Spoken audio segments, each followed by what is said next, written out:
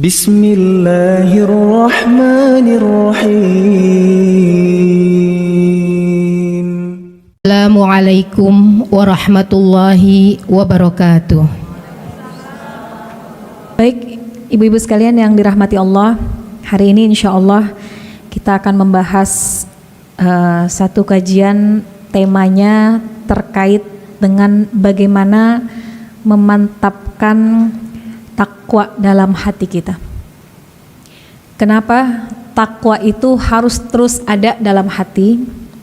Karena bekal yang paling baik hidup di dunia, selamat di akhirat adalah dengan takwa. Dan sebaik-baik bekal hidup kita adalah berbekal dengan takwa. Wa tazawwadu fa inna khairaz zadit taqwa. Kata Allah dalam Al-Qur'an, dan berbekallah, dan bekal yang paling baik adalah berbekal dengan takwa. Nah, takwa ini harus kita jaga, kita pelihara.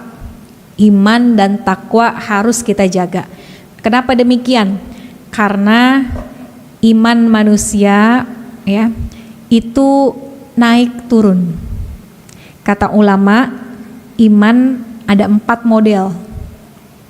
Yang pertama, al-imanu la yazidu wa la yankus.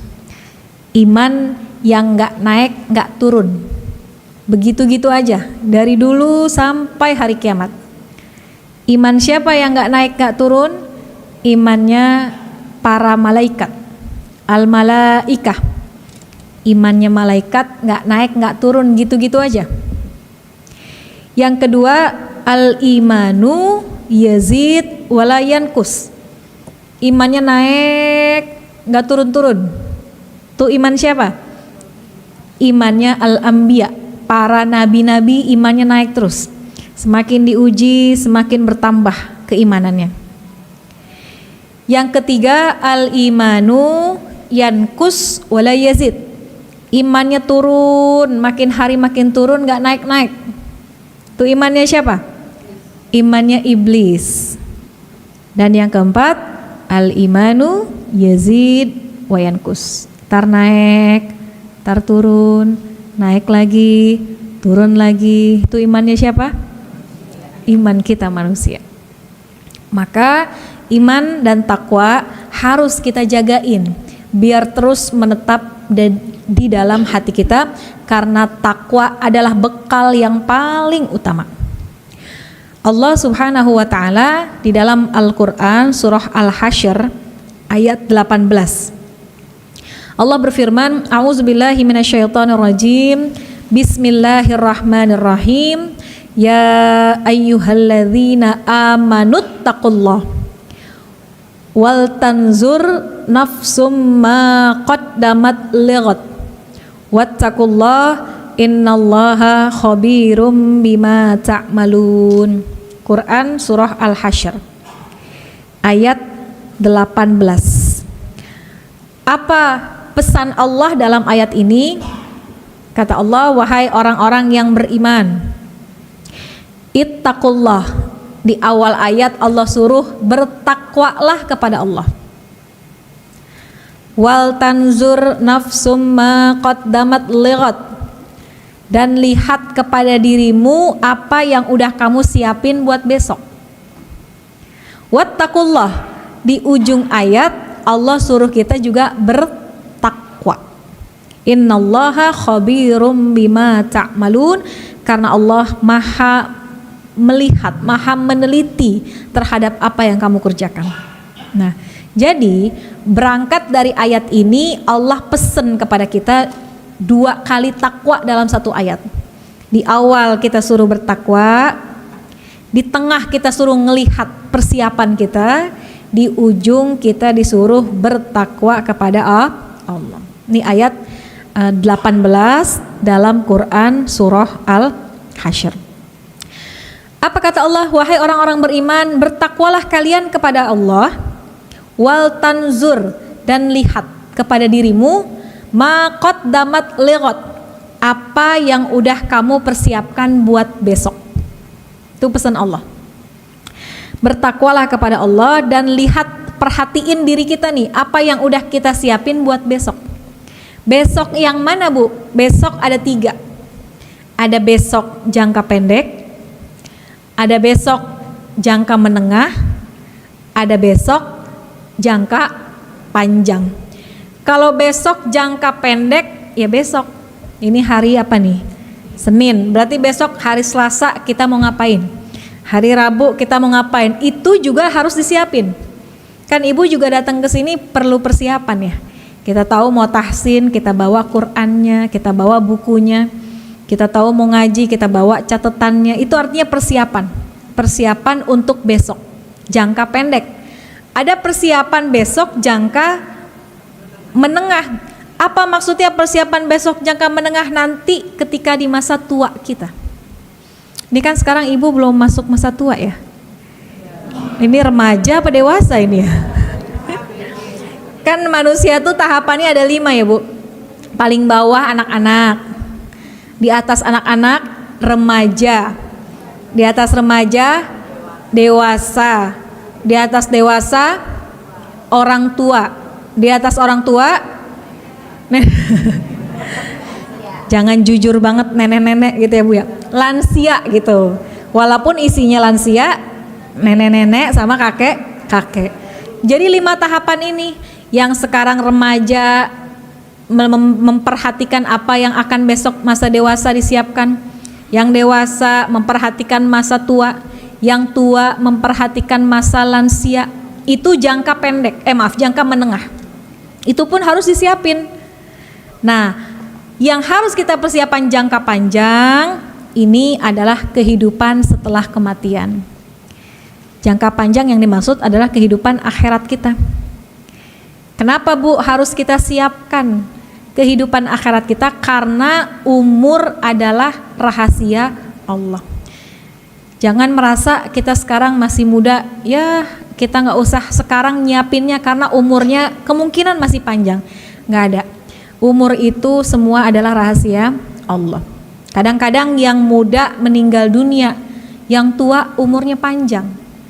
Kadang-kadang yang sakit panjang umur, yang sehat meninggal dunia.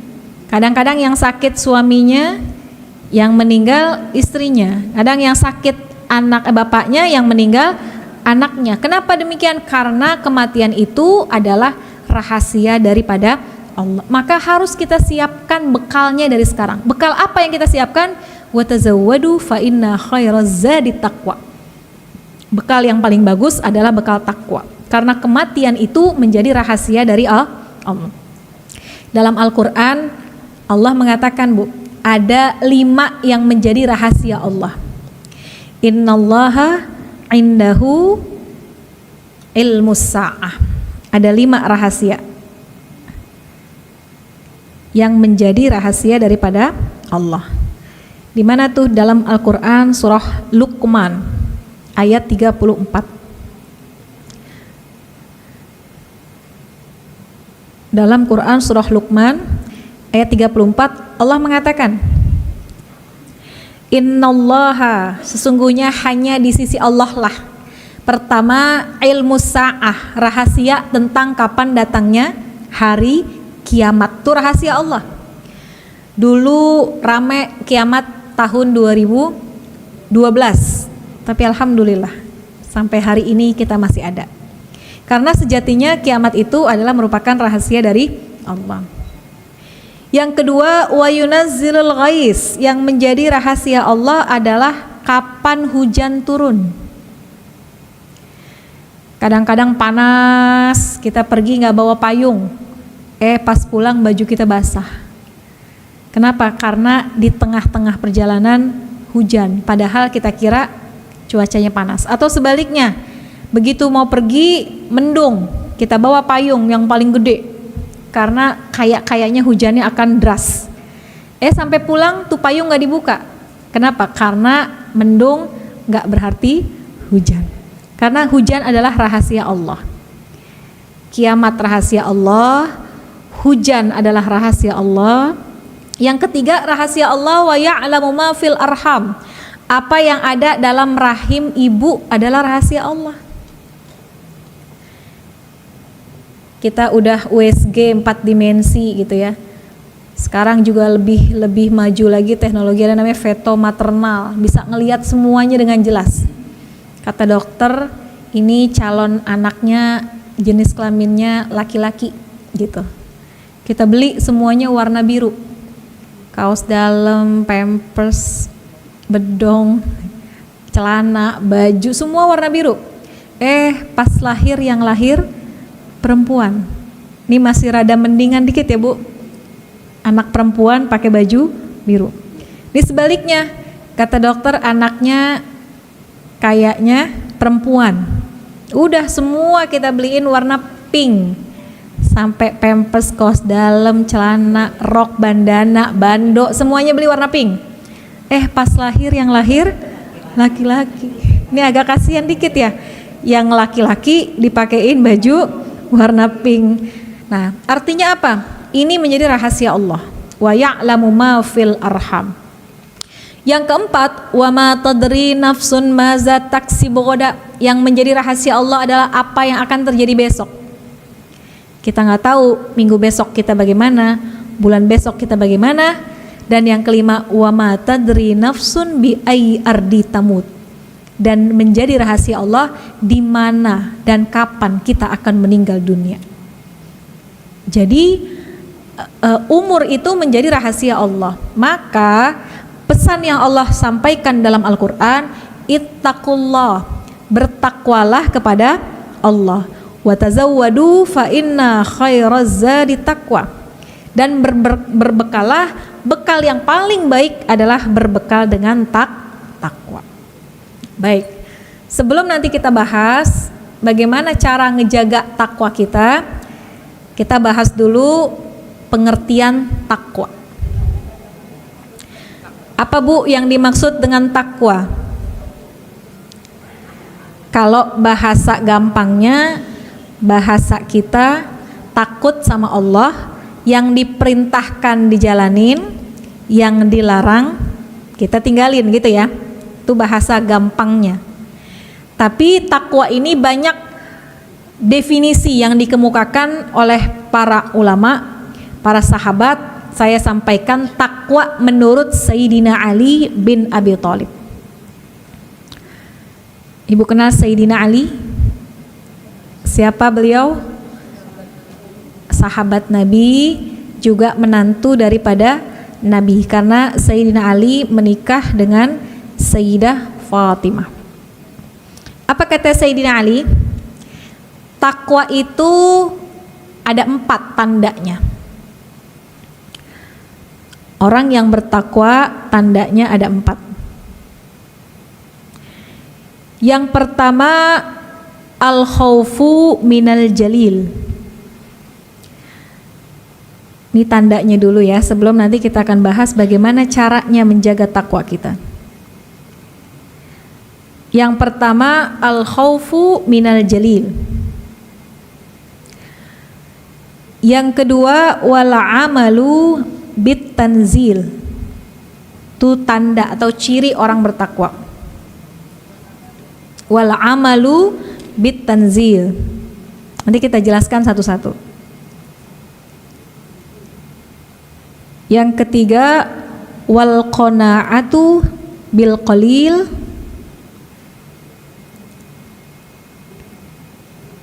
Yang keempat, wal isti'dadu liyaumir rahil.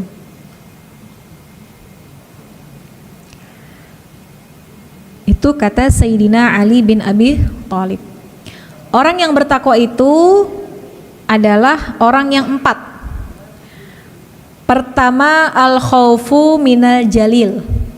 Dia punya rasa takut sama Allah.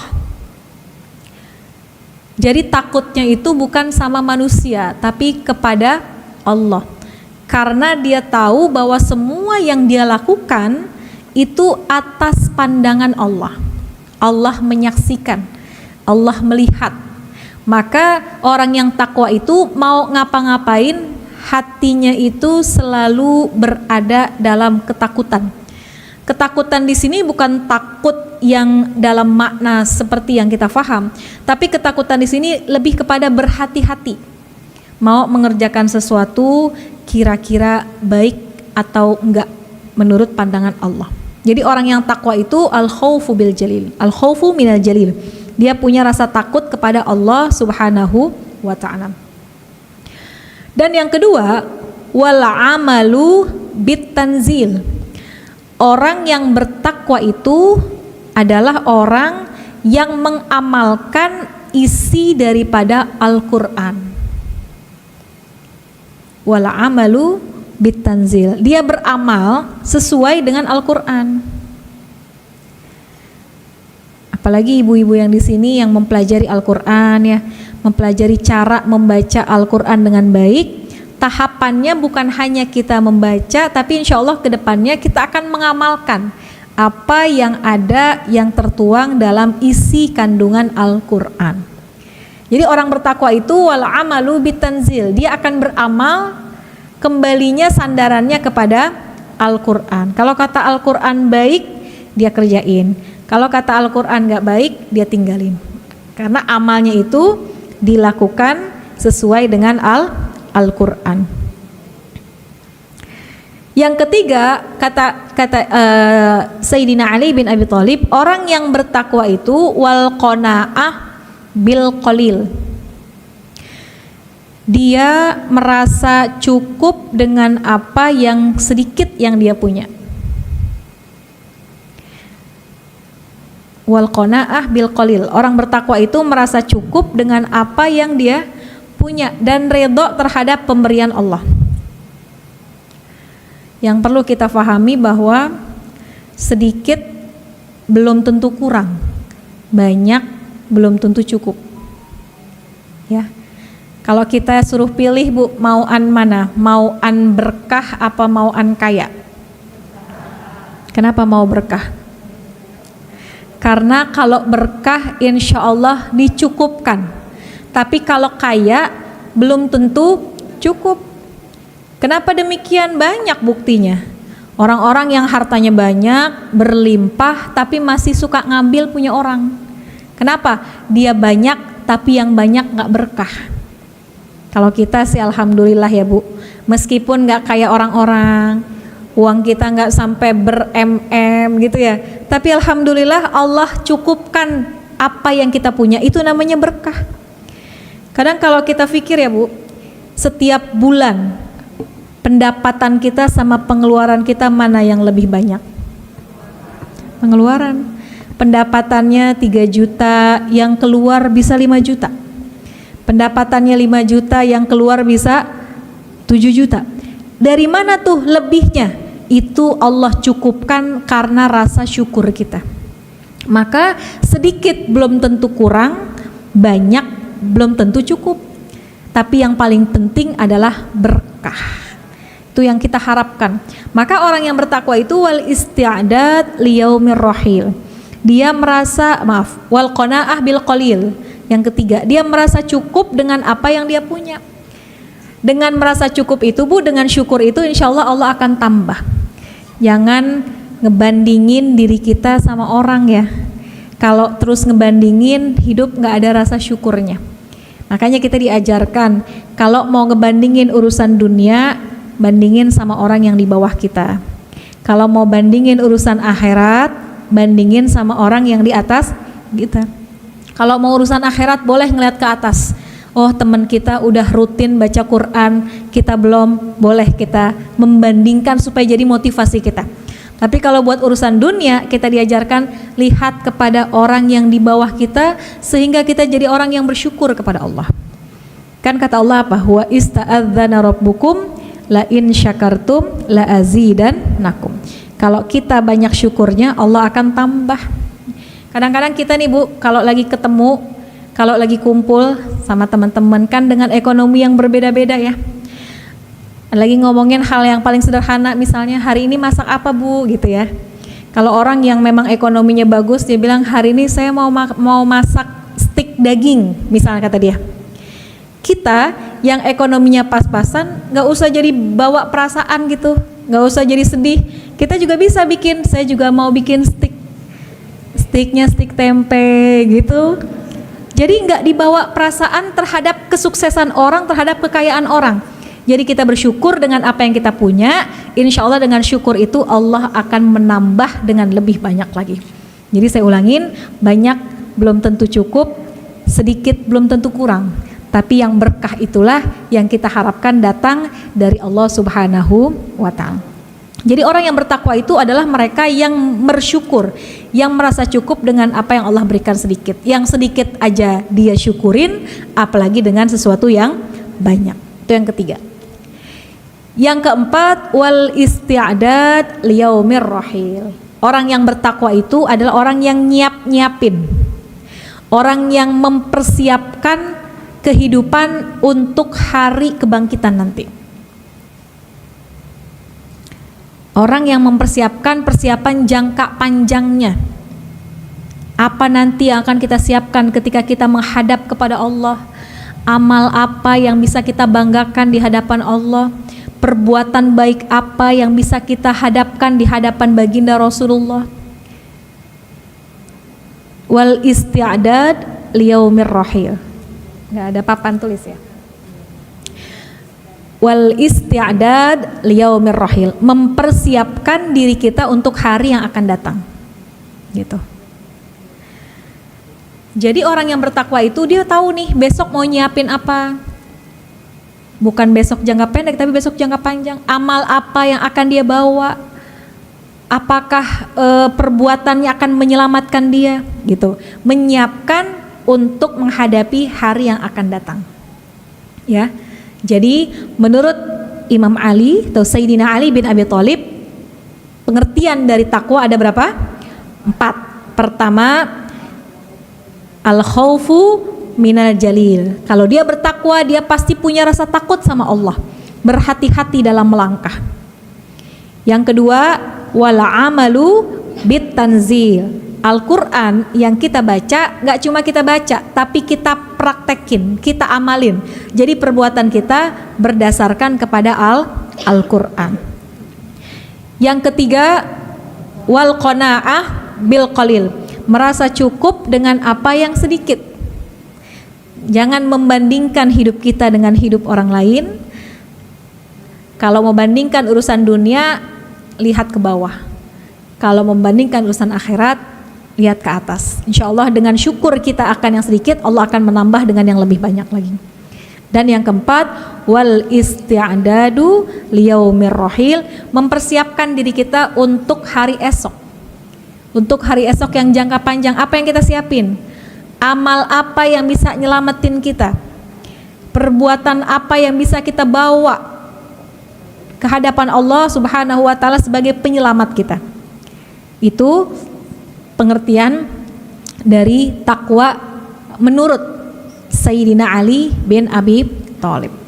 Nah, kalau takwanya udah ada, tinggal kita cari gimana caranya ngejagain takwa kita biar mantep dalam hati, biar nggak naik turun. Kalaupun misalnya satu masa turun, jangan sampai anjlok, terus kita bisa naikin lagi. Nah, makanya ada 5 cara untuk menjaga takwa kita supaya mantap di dalam hati kita. Caranya, kuncinya adalah 5M. Ibu mau saya kasih 5M? M apa dulu? M miliar. Ini lebih berharga dari sekedar 5 miliar. Kalau 5M 5 miliar, kalau dibagi-bagi lama-lama habis. Tapi kalau 5M yang ini makin dibagi, insya Allah makin bermanfaat buat kita. Ya. Jadi gimana caranya ngejagain hati biar penuh dengan ketakwaan, biar iman kita semakin terjaga? Ada 5M. Ini yang akan kita bahas. Pertama namanya mu'ahadah.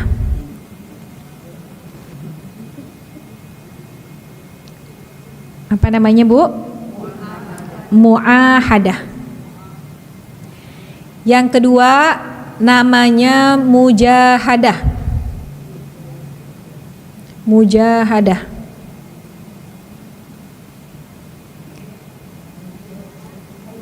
Yang ketiga, nanti kalau ketinggalan bisa kita ulang ya.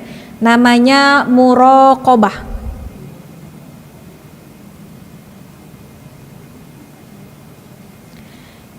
Yang keempat namanya muhasabah.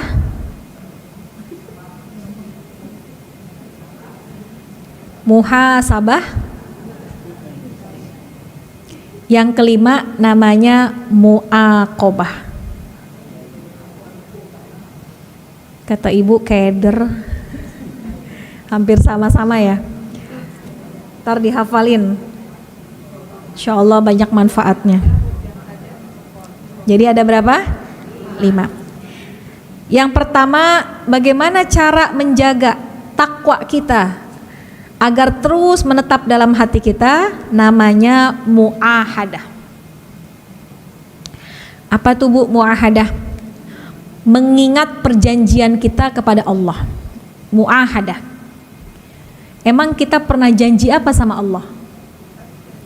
Dulu sebelum kita dilahirkan ke atas muka bumi ini, waktu kita ada di alam arwah, sebelum kita lahir ke atas muka bumi ini Bu, kita pernah ditanya sama Allah.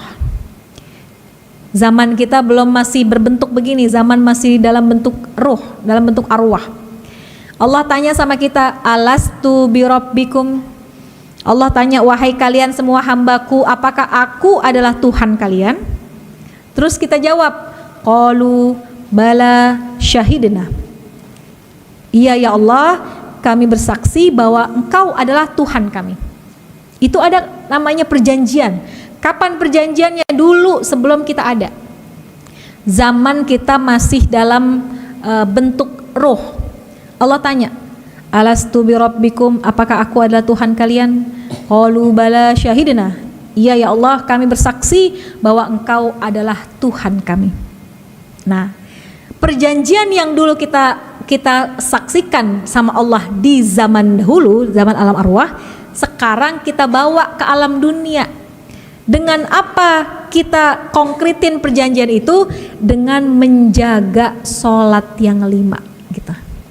Jadi muahadah itu konkretnya adalah menjaga sholat yang 5 minimal, dan selanjutnya kita sempurnakan dengan sholat sunnah. Kenapa demikian? Karena kalau kita sholat, kita baca doa iftitah ya Bu. Di situ kita bersaksi tuh kepada Allah.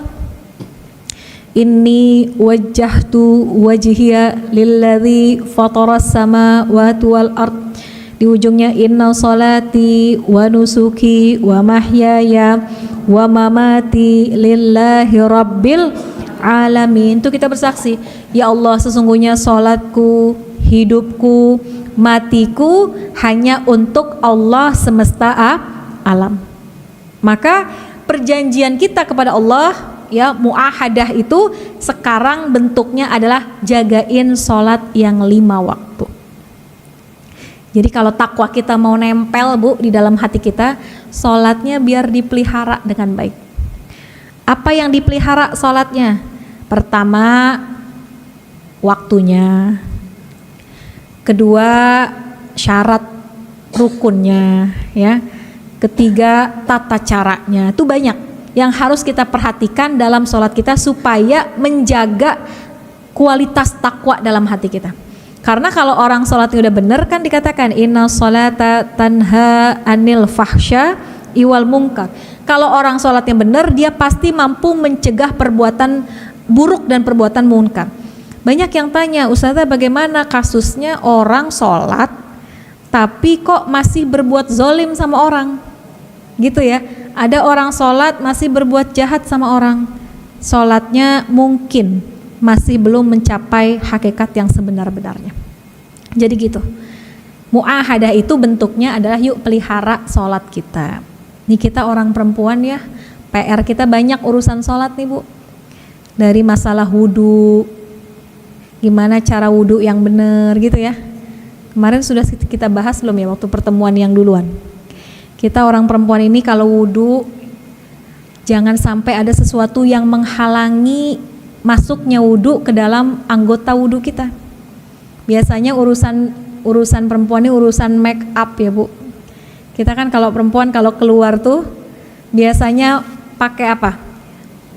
Pakai lapisan-lapisan lah, pelembab, foundation, apalagi blush on gitu ya, dan lain-lain sebagainya. Nah itu yang suka kelewatan kalau lagi wudhu Bu, basuhnya wajahnya biar dihilangkan dulu itu yang lapis-lapisan kita. Lipstiknya, ada orang sebelum wudhu lipstiknya masih merah, udah kelar wudhu lipstiknya juga masih merah. Nah yang kayak gitu-gitu kita rapihin mulai sekarang ya. Kalau mau wudhu dihilangkan dulu lipstiknya, dihilangkan dulu sesuatu yang menghalangi. Makanya kita jangan terkecoh dengan ucapan gini Bu. Sekarang kalau orang banyak jual-jual kosmetik gitu ya, ini waterproof, 3 kali dipakai wudhu juga gak hilang. Yang gitu jangan dibeli justru. Kenapa? Karena menghalangi masuknya air ke dalam anggota wudhu kita ya. Itu masalah urusan perempuan.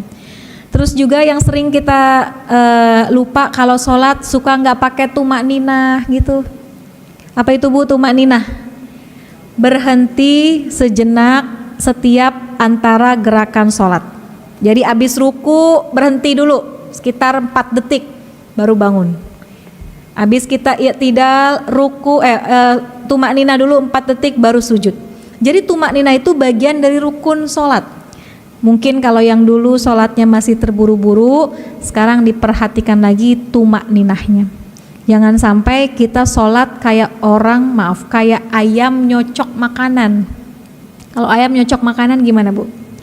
Tek-tok, tek-tok, tek-tok gitu ya. Gak ada berhentinya, gak ada tumak ninahnya. Makanya ini yang harus kita perhatikan sholatnya. Terus jangan main gampang jamak kosor sholat. Jangan main gampang kodok-kodok sholat. Kenapa Bu? Boleh kodok asal ada alasannya.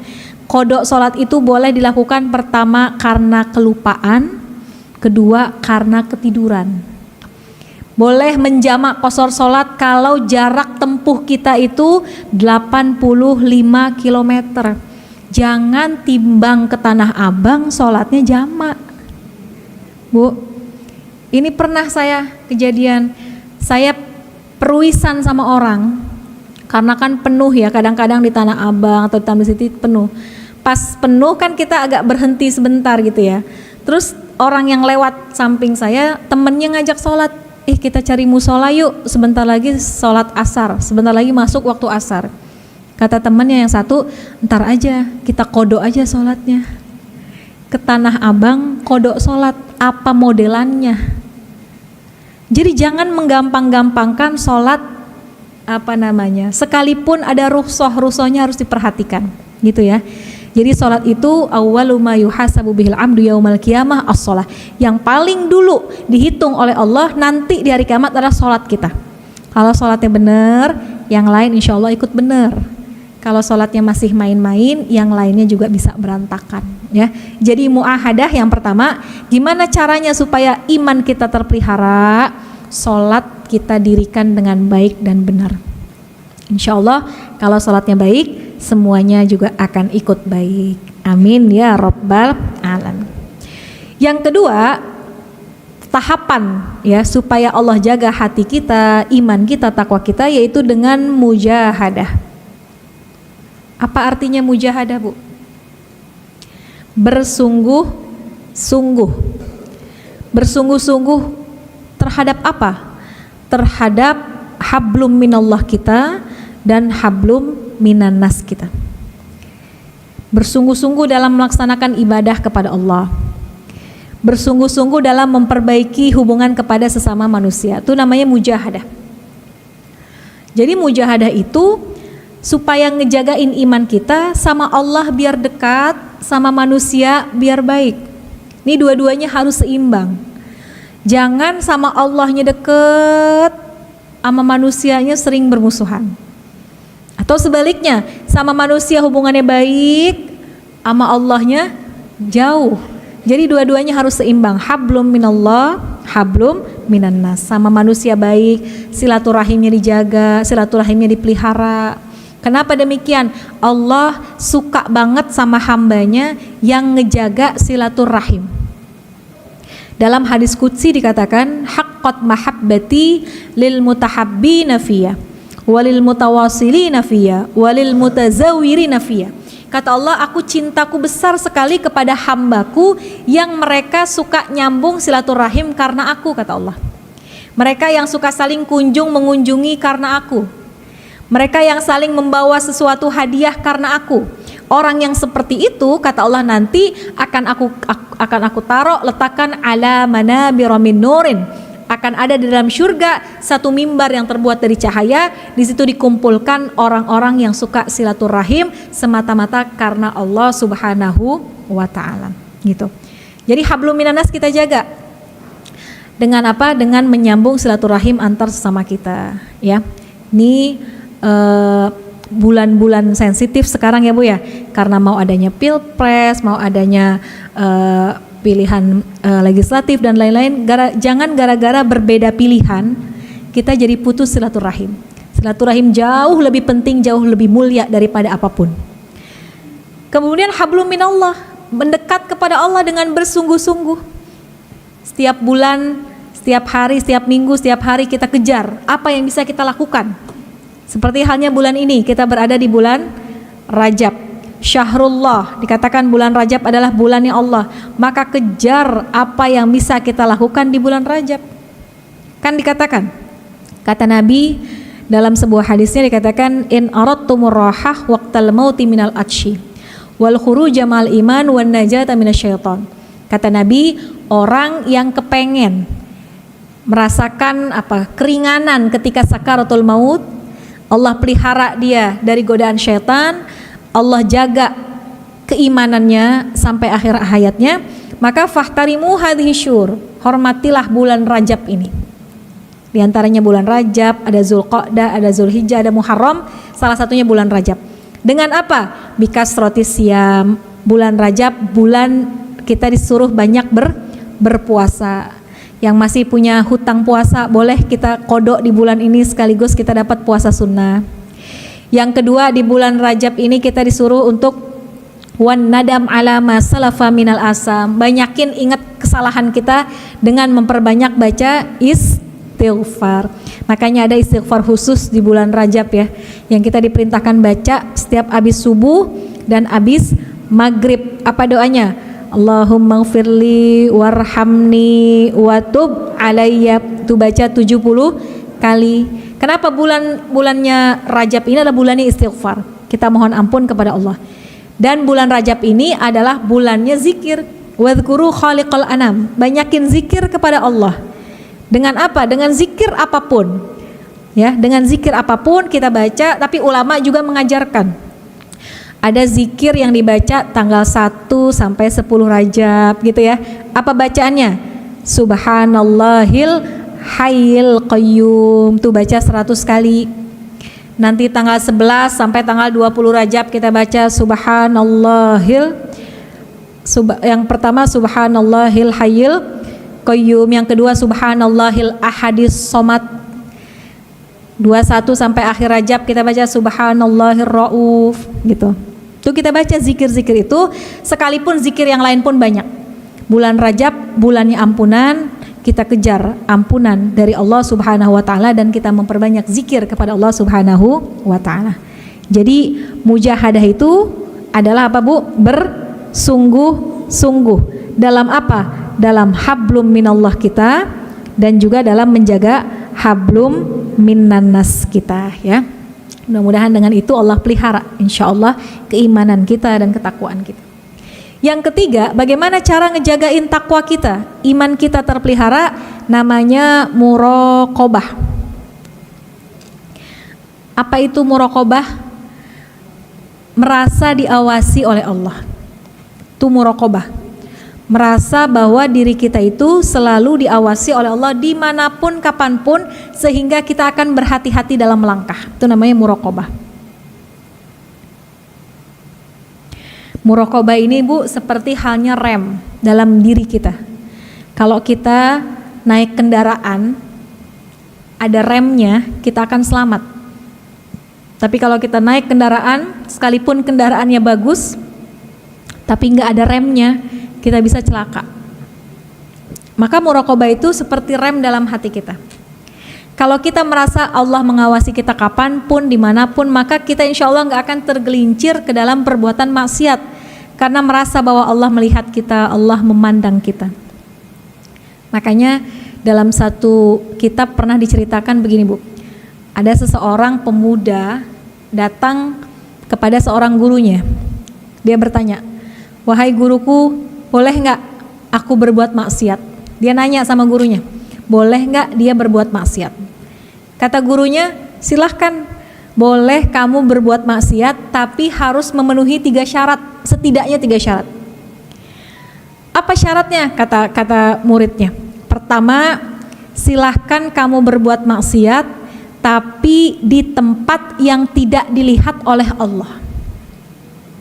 Bu, silahkan bermaksiat, tapi di tempat yang gak kelihatan nama Allah. Kira-kira di mana? Di gua kelihatan, di gunung, di benteng kelihatan, bahkan di bawah tanah pun semut kecil hitam gelap di bawah tanah tetap Allah bisa lihat.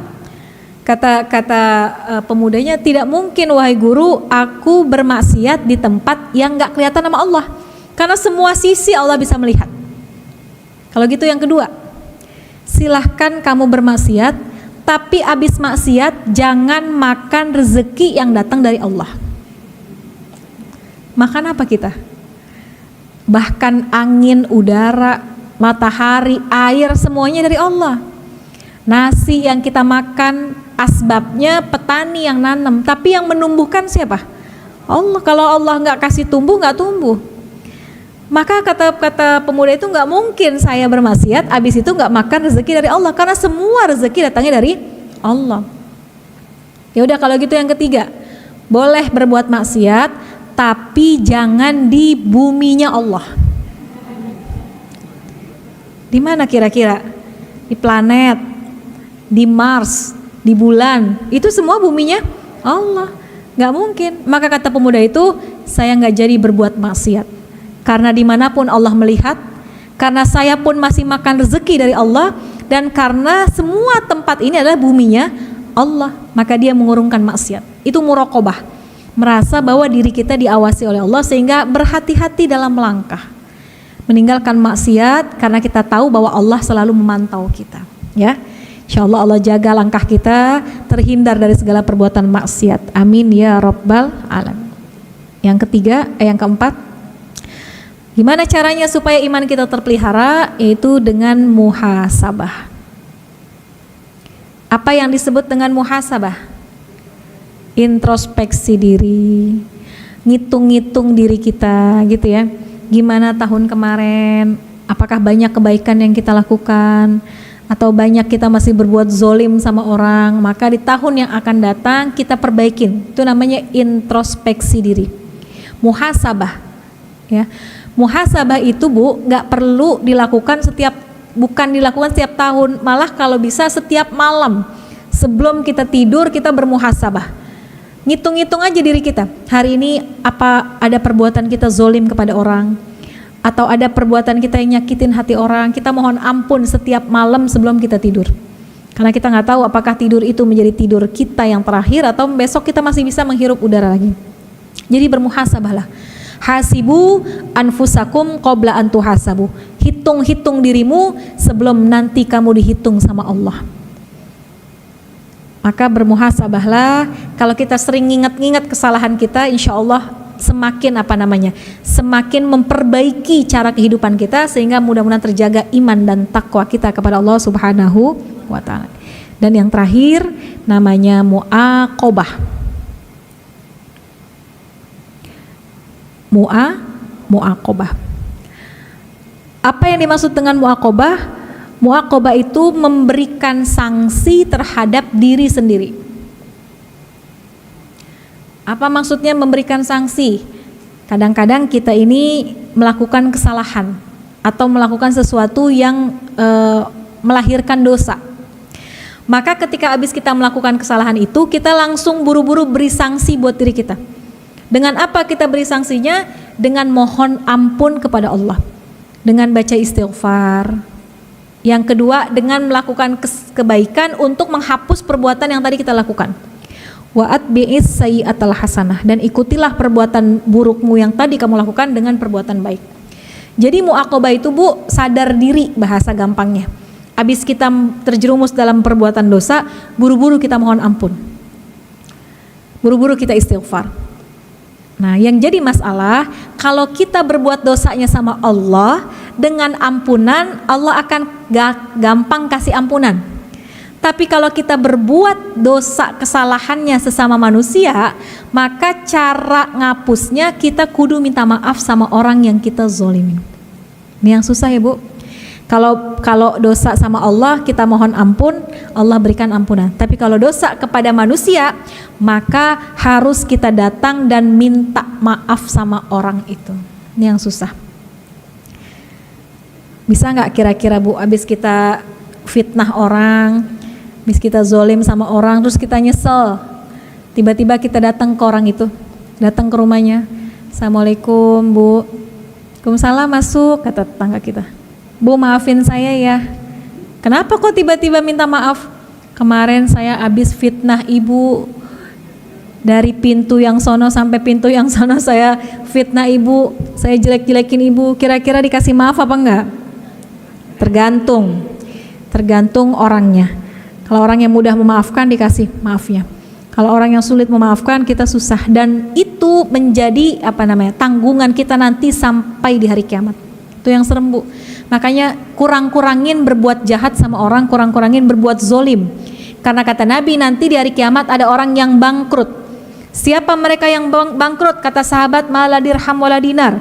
Mereka yang gak punya uang dirham, uang dinar. Bukan, kata Nabi. Orang yang bangkrut di hari kiamat adalah orang yang meninggal dunia, dia bawa pahala yang sangat banyak, bawa pahala seperti gunung, tapi ketika hidup di dunia pun dia sering zolim sama orang. Sehingga nanti ketika dihisap, ada satu persatu orang datang, ya Rob, ini orang dulu saat di dunia berbuat zolim sama saya. Di dunia saya biarin, tapi sekarang di akhirat saya minta pertanggungjawabannya. Diambil pahala kita. Ada lagi orang yang datang, ya Rob, ini orang dulu jahat sama saya. Di dunia saya biarin, tapi sekarang saya minta pertanggungjawabannya. Diambil pahala kita. Terus yang tadinya kita meninggal dunia bawa pahala, maka karena perbuatan zolim kita kepada orang, pahala kita akan diambil oleh orang-orang yang kita zolimin. Nauzubillah min dzalik. Maka muaqabah itu adalah memberikan sanksi buat diri kita. Kalau kita nggak sengaja tergelincir kepada dosa, buru-buru mohon ampun, mohon istighfar. Dan kalau kita pun ada perbuatan salah kepada orang lain, buru-buru minta maaf selagi kita hidup di dunia. Maka mudah-mudahan dengan 5 perkara tadi yang kita bahas, mudah-mudahan bisa menjadi satu langkah. Allah bisa jaga iman kita, Allah pelihara takwa kita dengan muahadah, dengan mengkonkretkan perjanjian kita sama Allah, dengan menjaga sholat kita, mujahadah, bersungguh-sungguh dalam mengejar hablum minallah kita dan hablum minas kita, muraqabah, merasa diri kita selalu diawasi oleh Allah dimanapun kapanpun, mujahadah, muhasabah, menghitung-hitung diri kita, kebaikan apa yang sudah kita lakukan, perbuatan zolim apa yang sudah kita lakukan, dan yang terakhir muaqabah.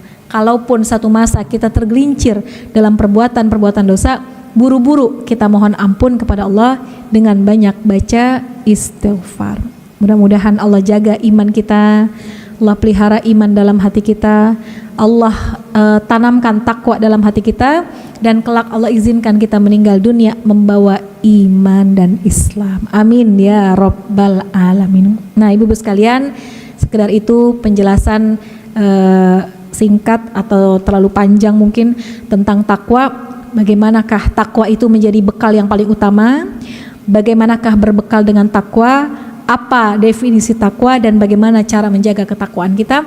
Mudah-mudahan setelah ini kita masuk kelompok orang yang bertakwa, dan kata Allah, orang-orang yang bertakwa wasiqal ladzina taqaw rabbahum ilal jannati zumara. Orang bertakwa nanti akan masuk ke dalam surga secara berbondong-bondong. Mudah-mudahan di dunia kita berbondong-bondong, nanti kita juga berbondong-bondong masuk ke dalam surganya Allah Subhanahu wa taala. Amin ya rabbal alamin.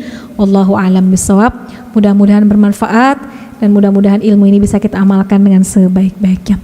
Sekian, mudah-mudahan bisa dicerna dengan baik. Kita baca Fatihah sekali lagi, kita minta kepada Allah, mudah-mudahan kita semua yang hadir pada pagi menjelang siang hari ini, Allah berikan keberkahan buat kita semua. Ilmu kita barokah, rezeki kita barokah, umur kita barokah, semua hajat urusan kita diberikan qabul oleh Allah Subhanahu wa taala. Yang lagi pada kurang sehat biar Allah angkat penyakitnya, yang lagi banyak urusan dimudahkan urusannya, yang banyak hajat Allah qabul hajatnya.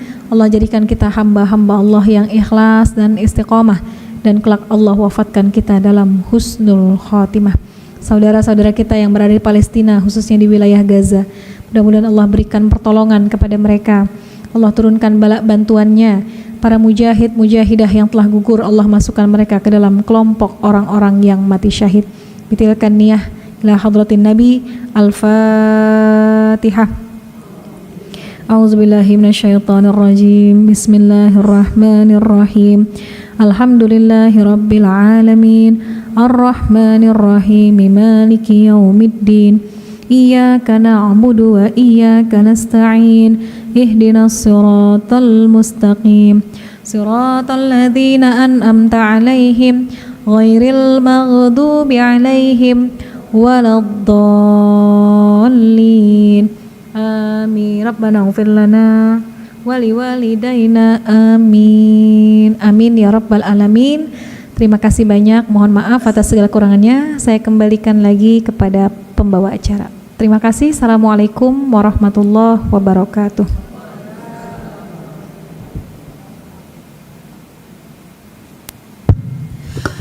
Terima kasih kepada Ustadzah yang telah memberikan tausiahnya. Kami memberikan waktu kepada Mustami, barangkali ada yang masih mau ditanyakan. Silahkan ibu-ibu. Boleh.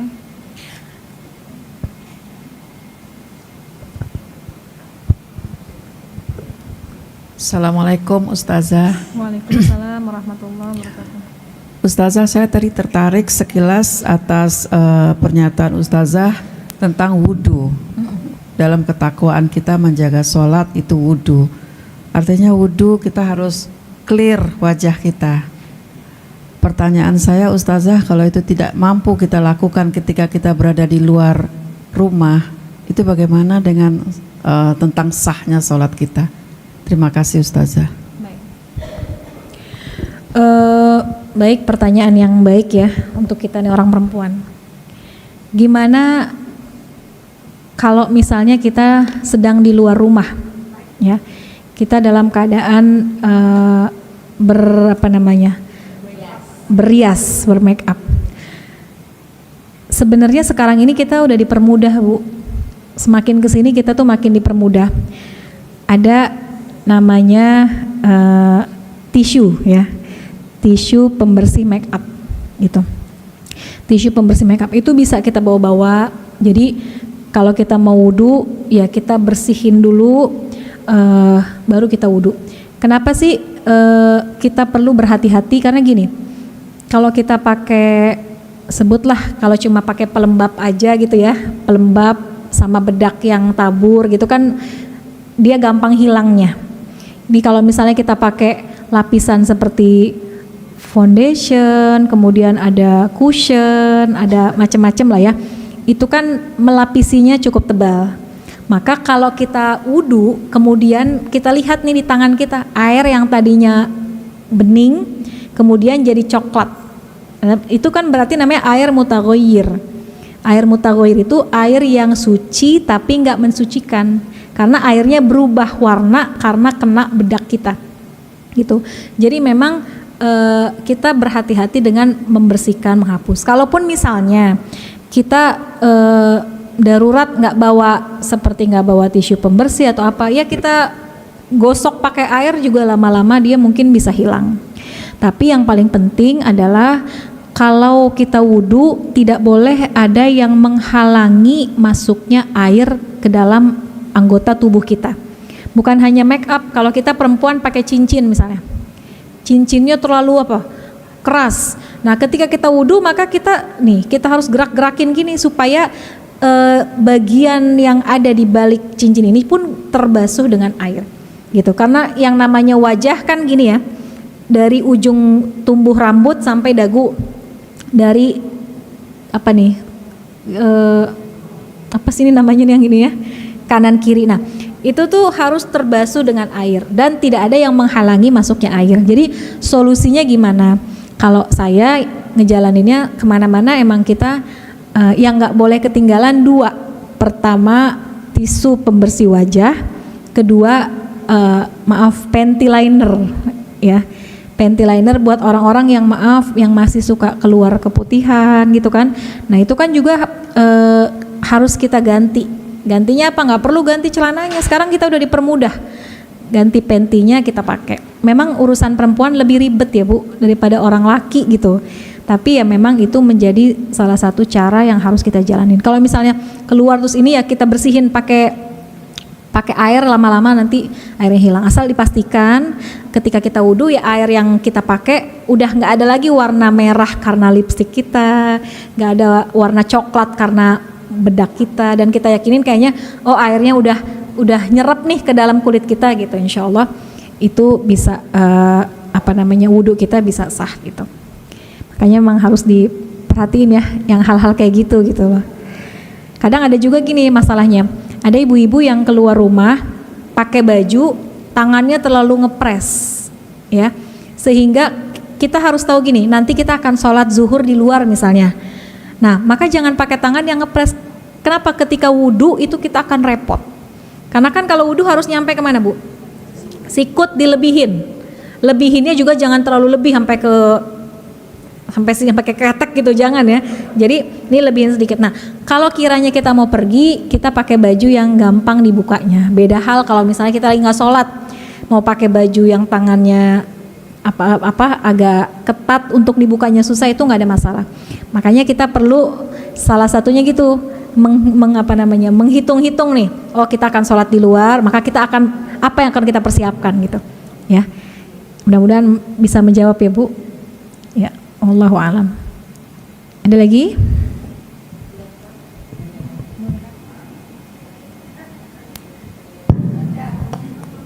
Di belakang? Misalnya di jalan daripada ragu-ragu, celananya dibuka, boleh nggak? Sholat? Nggak pakai celana dalam. Sholat? Iya. Sholat nggak pakai celana dalam nggak apa-apa. Nggak menjadikan sholatnya nggak sah. Tapi masih ada pelapisnya ya. Maksudnya kita pakai rok, pakai celana gitu kan. Tapi celana dalamnya dibuka sebagai bentuk kehati-hatian kita. Nggak apa-apa. Cuma jangan buka celana dalam nggak pakai apa-apa. Khawatir kan nanti ada gerakan-gerakan yang terbuka dan bisa terlihat dari luar. Jadi nggak apa-apa. Orang tua kita dulu gitu ya. Kalau pergi tuh selalu deh dibuka celana dalamnya, celana lapisan kalau kata kita leggingnya gitu ya, itu dibuka karena bentuk kehati-hatian. Karena memang cipratan-cipratan itu bisa membawa najis ya, bisa menjadi najis ketika sholat. Ya di belakang tadi ada satu. 2 lagi berarti boleh.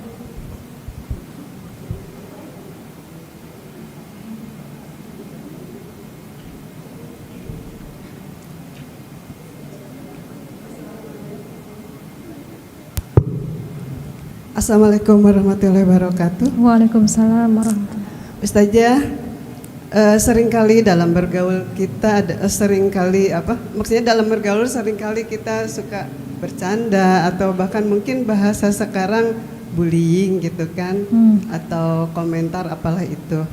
Nah di situ itu baik disengaja maupun tidak disengaja. Kemudian setelah itu saya merasa, ini saya pribadi, saya merasa bahwa ke seseorang saya pernah merasa bahwa itu bercandanya kelewatan. Di luar dugaan, rupanya beliau itu ternyata ada sesuatu sakit yang dirahasiakan. Setelah itu rupanya dia sakit parah yang kemudian tidak berkenan untuk dijenguk. Nah, bagaimana saya untuk meminta maaf atas bullying itu atau komentar atau apalah itu namanya, bukan lalu yang kemudian akhirnya beliau belum sempat menerima kami semua lalu meninggal. Nah, itu bagaimana cara saya khususnya untuk meminta maaf atas kesalahan? Ya, terima kasih pertanyaannya. Ini pertanyaan yang cukup bagus dan banyak juga ditanyakan sama orang ya. Gimana kalau misalnya kita kadang-kadang bercanda gitu ya, bercanda kelewatan. Nah, pertama yang perlu kita garis bawahin itu sebecanda-becandanya kita Bu kepada orang itu memang perlu dibatasin. Walaupun misalnya ke orang yang deket banget gitu ya, walaupun kepada saudara kita, walaupun kepada orang-orang yang dekat sama kita. Kenapa demikian? Karena kita nggak tahu hatinya dia lagi gimana. Kalau bercanda lagi enak, nerimanya enak. Kalau hatinya lagi senang, nerimanya enak. Tapi kalau bercanda, hatinya sebenarnya lagi gelisah gitu ya, lagi nggak enak, itu penerimaannya bisa jadi berbeda. Ya, harus kita bedain ya, bercanda yang normal dengan bercanda yang sampai ada kalimat-kalimat yang sampai tahap bullying gitu ya, yang sampai bicara menjelekan secara misalnya fisik atau menjelekan secara apapun itu yang menyakiti dia. Nah, itu yang harus kita batasin. Jadi jangan sampai bercanda yang kelewatan itu justru nanti membawa dampak nggak baik buat kita. Ya, kan kita bisa lihat anak-anak sekarang para pelaku bullying itu kan hasil dari perbuatannya itu kan bahaya banget buat orang. Ada yang sampai meninggal ya, ada yang sampai cacat, ada yang sampai ini dan itu. Maka kita juga berkaca dari situ, bercanda ada batasnya, jangan sampai kelewatan itu. Nah, kedua, sekarang kalau misalnya gimana caranya kita mau minta maaf tapi orangnya udah meninggal, maka tahapannya boleh kita pertama kita mohon ampun sama Allah, mohon ampun atas perbuatan kita yang mungkin menyakiti perasaan orang itu gitu ya. Kedua, boleh kita ziarah kuburnya, kita ziarah ke kuburnya, kita mendoakan, dan kalau memang memungkinkan kita minta maaf di situ nggak apa-apa. Jadi kita minta maaf atas perbuatan kita. Mengakui kesalahan itu susah Bu, tapi ketika kita mau mengakui maka itu adalah perbuatan yang baik gitu ya.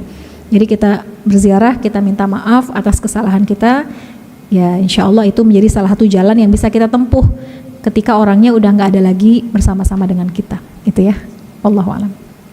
Tadi siapa terakhir? Ya, boleh. Oh, dua lagi ya, depan sama belakang.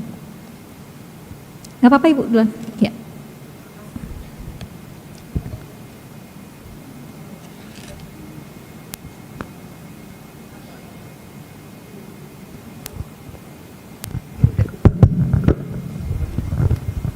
Terima kasih atas waktu yang diberikan. Ini sebenarnya pengalaman diskusi saya dengan teman itu jauh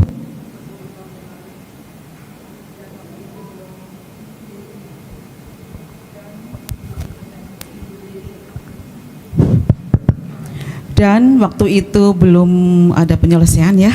Kemudian lewat berjalannya waktu sempat juga bertanya pada beberapa ustadz dan ustazah, tapi juga agak masih mengganjal. Nah, di sini saya mau bertanya kepada ustazah tentang tata cara sholat yang memang sholat itu harus memenuhi adab-adabnya, walaupun itu sholat sendirian. Nah, waktu itu kita diskusi tentang sholat sendirian di rumah. Teman saya itu sholat sendirian di rumah, merasa sendirian, nggak ada yang mengawasin, jadi hanya memakai pakaian dalam dengan mukena yang transparan. Nah, menurut saya kan kurang dan bahkan tidak boleh karena kan tetap kelihatan gitu. Nah jawabannya nggak ada orang yang lihat, kan hanya saya. Nah ini bagaimana menurut Ustazah? Terima kasih. Ya. Baik, di antara adab-adab sholat itu adalah memakai pakaian yang suci, yang rapi, dan menutup aurat. Sekalipun nggak ada orang, tapi aurat kita itu harus tertutup dengan baik dan tidak menembus pandang. Tidak nembus pandang bagi orang lain yang melihat, sekalipun nggak ada orang. Ini kan bicara adab ya Bu. Sama halnya ketika kita wudhu di kamar mandi. Wudhu di kamar mandi, banyak yang tanya, boleh nggak wudhu nggak pakai apa-apa? Biasa kan gitu ya, kita habis mandi langsung wudhu. Boleh nggak pakai apa-apa? Boleh. Di kamar mandi kan nggak ada siapa-siapa, tapi secara adab kurang gitu. Karena kan dimanapun ya kita ada dalam pantauan gitu ya. Maka ini bicara adab. Kalaupun misalnya nggak ada yang kita ngandelin orang, nggak ada yang ngelihat, ya udah kita pakai seada-adanya. Nah itu kan aurat kita mungkin secara kasat mata tertutup, tapi kalau dia mukenanya tipis, transparan gitu kan, itu kan juga bisa menampakkan keluar gitu. Jadi orang yang melihat itu bisa melihat apa yang ada di dalam mukena kita, sekalipun nggak ada orang. Ya, jadi sebaiknya sholat itu kita memperhatikan adab-adab juga kepada Allah. Dalam hal apapun tuh diperlukan adab Bu, seperti halnya doa. Kita kalau berdoa sama Allah kan kita diajarin adabnya. Boleh nggak kita langsung minta, ya Allah saya pengen begini. Kalau secara logika ya boleh aja dong. Kan Allah itu kan maha mendengar. Allah tuh maha tahu apa yang kita mau. Nggak usah pakai depan belakang. Tapi secara adab nggak pas. Makanya kita diajarkan kalau mau berdoa, adabnya pertama kita baca istighfar buat diri kita. Kenapa kita mau minta nih sama Allah, kita mengakui banyak dosa, istighfar. Setelah itu kita baca sholawat. Ya, setelah itu kita puji Allah, ya Arhamar Rahimin, irhamna, atau ya Fattah, ya Razzaq, ya Rahman, ya Rahim, baru masuk ke dalam susunan doa kita. Boleh nggak kalau berdoanya langsung, ya Allah berikan saya ini? Boleh, tapi kurang adab gitu.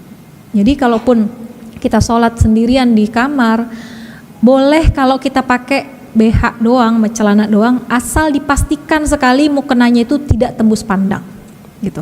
Kalau mukenanya tipis, pakai BH doang, itu sangat mengganggu. Saya pernah Bu, lagi sholat Idul Adha kalau nggak salah. Saya sholat Idul Adha di satu masjid, masjidnya besar seperti ini. Di depan saya persis ibu-ibu. Dia pakai baju putih, baju lebaran putih, sangat transparan. Jadi kelihatan itu talinya, cetekan di belakangnya itu kelihatan banget. Udah mengganggu banget. Saya perempuan ya, ibaratnya kita aja sebagai perempuan terganggu. Dia bajunya tipis, pakai BH, mukenanya pun mukena yang tipis, putih juga. Jadi sepanjang kita sholat, kan kita maksudnya sepanjang kita duduk di masjid kan kita ngadep depan. Jadi sangat mengganggu pandangan saya itu karena dia pakai baju yang tipis, mukena tipis dan tampak gitu. Ya, apalagi buat orang. Nah, jadi yang perlu kita perhatikan adalah sekalipun misalnya kita mau pakai sholatnya pakai celana dalam doang sama baju doang, dibolehkan asal dipastikan mukenanya mukena yang tidak transparan. Tapi kalau mukenanya transparan, ya kita jaga adab kita lah, jaga adab kita kepada Allah ya. Wallahu a'lam. Satu lagi ibu yang di belakang, jadi yang di kursi boleh.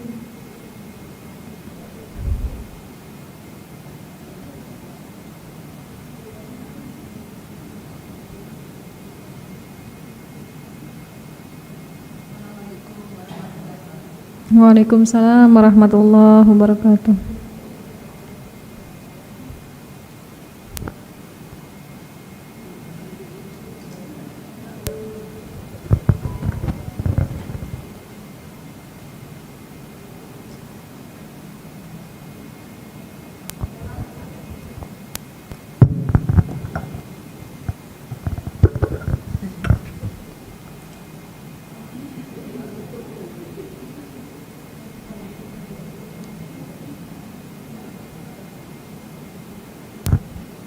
Assalamualaikum warahmatullahi wabarakatuh. Waalaikumsalam. Saya mau melanjutkan yang tadi tuh yang masalah wudhu Bu.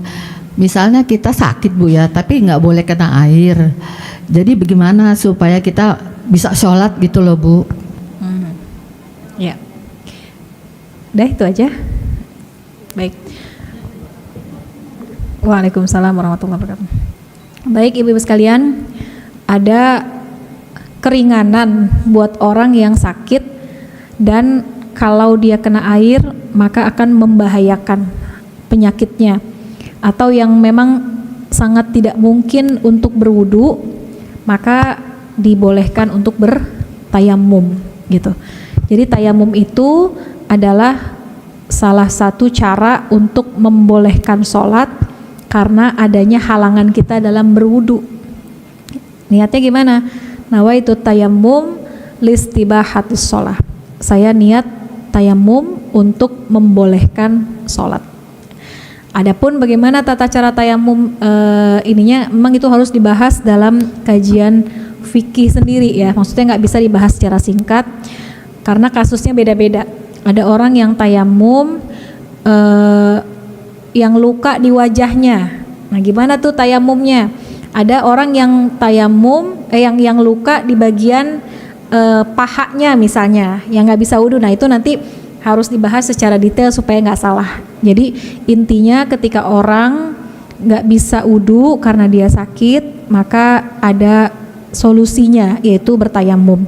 Tayamum di sini juga bukan karena sakit aja, misalnya nggak ada air, ya, nggak ada air atau ada air yang sangat sedikit, yang kita perlu hajat untuk minum. Maka mana yang lebih didahulukan, minum atau wudu? Minum, karena minum bisa menyelamatkan nyawa, menyelamatkan jiwa. Kalau wudu bisa dengan tayamum, gitu ya. Jadi ada solusinya. Kalau nggak bisa berwudu karena sakit, maka bisa dengan tayamum, ya. Wallahu a'lam.